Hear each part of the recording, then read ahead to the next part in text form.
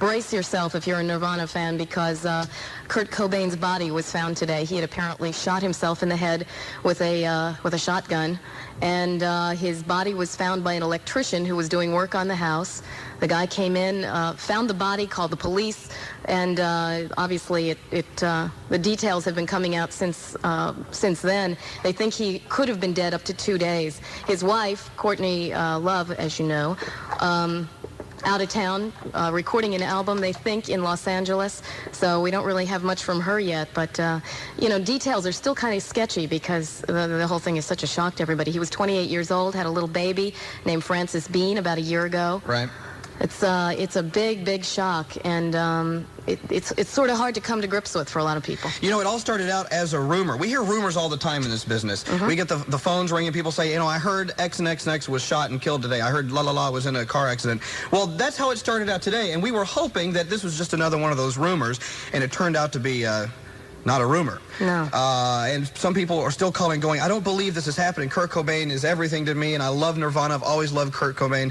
Please tell me this is just another one of those rumors. And it's not, because this has already been confirmed through the record company, right, and the Seattle police now have absolutely said that's exactly what it was. Right. It's like a double whammy for Nirvana fans, because earlier this year, when he was in Rome with his wife, you know, he overdosed on a mixture of alcohol and drugs, and they were at the time saying that, oh no, his record company said, no, you know, it wasn't a suicide attempt, even though everybody said it was at first. They said, no, he over-medicated himself because he had some stomach problems, he had the flu, and that's what they thought it was at the time, or they at least told us. And so, you know, the spin doctors put their spin on it, and everybody settled down and got ready, and there was even talk of Nirvana going out on the Lollapalooza tour, and then yesterday they announced the Lollapalooza lineup, and Nirvana said they were not going to be part of it.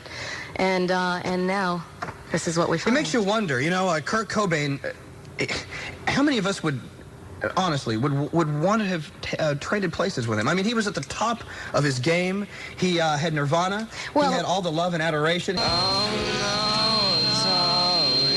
Z100, of course, it's all apologies, Nirvana. It's 5:39. This is Elvis Duran with Patti Steele. Thank you for listening on a very sad day for rock and roll. Of course, we're all talking about Kurt Cobain, lead singer of Nirvana, who they found in his home this morning. He apparently had committed suicide with a shotgun blast to the head. We're talking to Shelly Hart, a friend of ours out in Seattle. I know you're like the biggest music lover out there, Shelly. Oh, and I got to tell you, Elvis, it's so bizarre. I just took a drive out, and driving through the city is almost as if you're walking through a morgue. There's a serious feeling of disappointment, a serious feeling of hurt, and a serious feeling of letdown. Yeah, I know Seattle, of course, is like, it's the mecca for all this excellent music coming out, not only Nirvana, but there's Pearl Jam and Alice in Chains.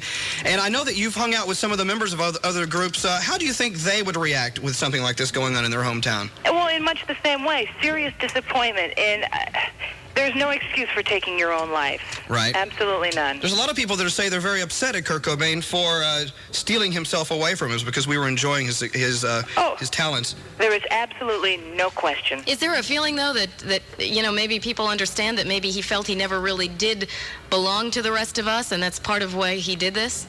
You know, that's the $10,000 answer to the question. I don't know. It's a huge question mark in the city right now. I can imagine. All right, Shelly, if you hear anything, let us know, because we know that you've got your finger on the pulse in Seattle, right? Yeah, and it's just it's probably 5 blocks down the road from our radio station is his house. Boy. So we're just inundated by police and all that down the road. It's pretty amazing. All right, Shelly, let us know if you hear anything else, okay? All right, will do. Bye-bye. Bye, Elvis. Shelly Hart from KUBE Radio, a wonderful radio station in Seattle. All right, earlier we were talking about a news director who worked at one of our sister stations in Seattle. Yeah, and we'd like to continue that conversation with him. All right. We had a little technical problem. Here's how it went. Hello, Z100. Hi. Hi, who is this? This is Mike West in lovely Seattle, Washington. Oh, Mike Weston, hi. My name is Elvis Duran, and I'm here with Patti Steele. How are you today? Hi. Well, we've had better days. Yeah. I guess so. So let's start at the beginning. What do you have for us? This morning I'm driving to work. I guess it was about 9 o'clock, and I heard our morning guy with the news that an electrician had called the radio station saying that he was at the home of Kurt Cobain, which is on a lake called Lake Washington. Beautiful area, very provincial house. An estate. He lived in an estate. Yeah. Not a fortress, though. I mean, it was very accessible. Anyway, this electrician who had been working on the home called and said that there and discovered a body, and it looks like it's Kurt Cobain. Now, the guy, did he call the police too, or did he He called the police first? Minutes before he called us. I think he just needed someone to tell. They confirmed that it was indeed Kurt Cobain's body that was in the house. Apparent suicide. A shotgun was found laying on top of his body, and I guess it was a pretty bad scene. He did leave a suicide note. Well, let's talk about the note. Have they divulged any of the contents? Well, again, here, and I don't want to sound like a whore, because a lot of the family members of Kurt, listen to the radio station. In fact, his sister found out via us, which was a real nice thing.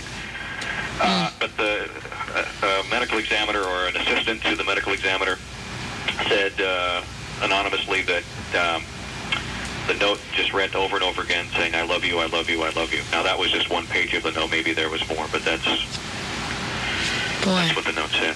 All right, so that's what it's... Gosh, what a mess. That's what's going on today. Kurt Cobain dead at the age of 28. It is heartbreaking, and definitely our hearts go out to his wife and to his little baby daughter.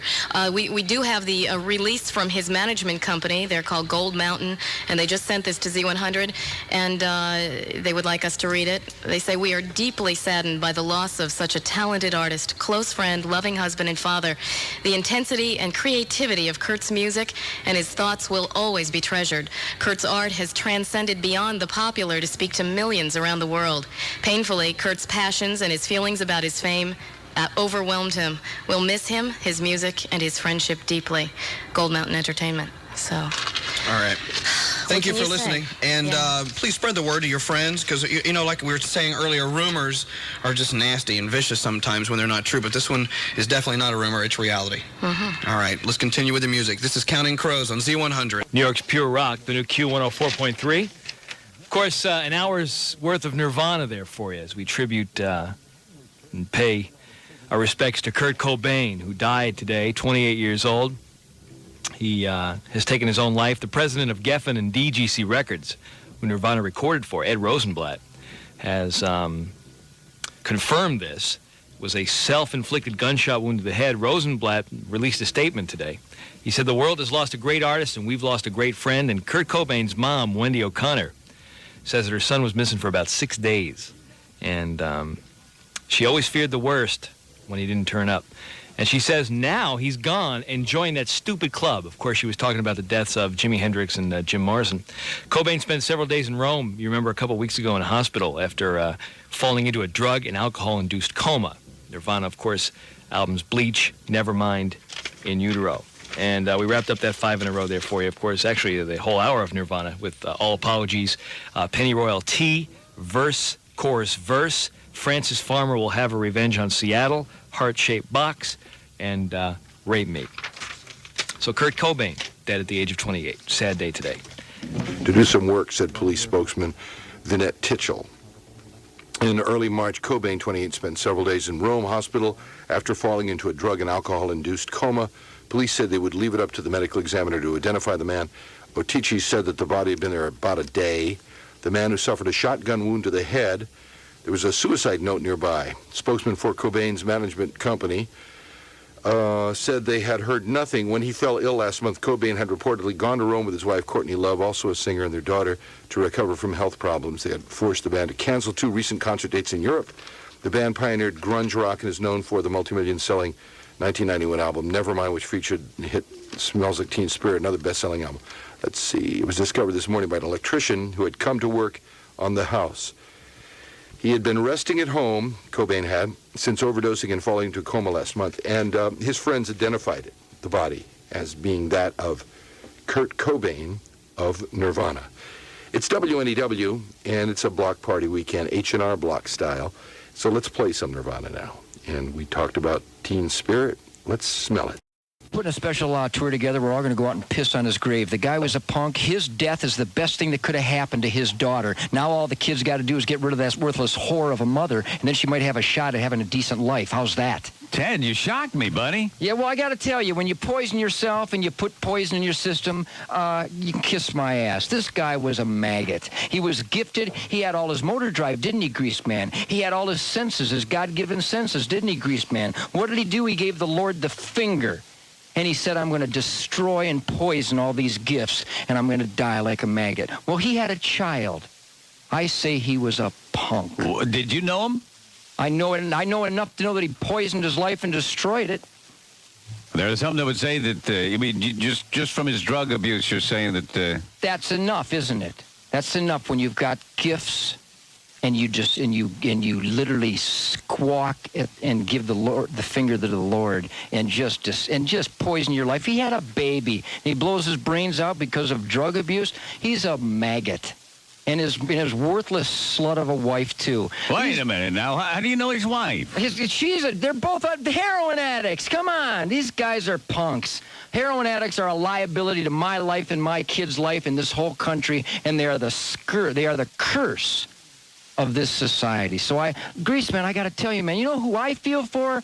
I feel for the good guys, man. I feel for the guys that don't put heroin in their veins. I feel for the people that work hard and play hard and that are an asset to their family, are an asset to their neighborhood, that are an asset to this country, not the drug-abusing scum. Well, may he rest in peace.